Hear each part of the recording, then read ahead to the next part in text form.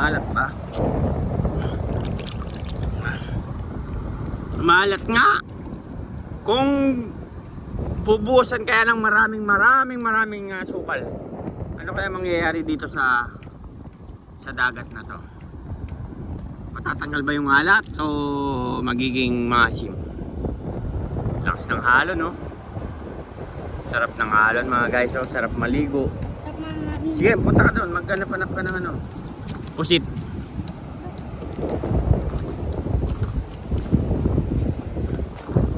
Okay, so lakas ng hangin.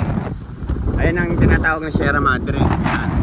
Hanggang doon, puntok ng Sierra Madre yan. Ayun, hanggang doon. Kaya pag may bagyo, binabasag niya kasi tumatama yung mga ulap sa kabundukan.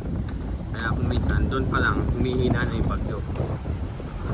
Kaya ayun, maraming salamat sa Sierra Madre.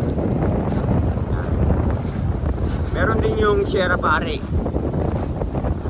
Ito, pwedeng ilagay sa ano to, sa aquarium. Pang aquarium yan yung mga yan, no? Ganda. Diba, sa lakas ng ano, halo, no? Itong ano, aligi ng isang resort. Napunta dito. Yan, wash out lahat yan, no? Lahat yan, wash out naman yan. Ng bagyo. Binagyo yan, pati itong ano, pang ano. Biro mo sa lakas ng bagyo, naputol, oh. Ito, pwede rin to. Pang ano naman to? Pwede sa garden, grotto, ganyan. Sobrang lakas, oh. Pati inodoro, oh. Pero mo, inodoro to? Ay, hindi. Oh, buhos, oh. Napunta sa ano, di ba? Ganda dito, may drone.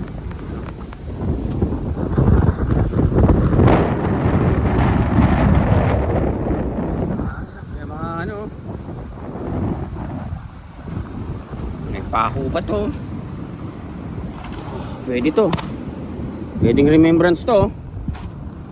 Ganyan natin siya para pag ano ng mga kalaban, matutusok sila.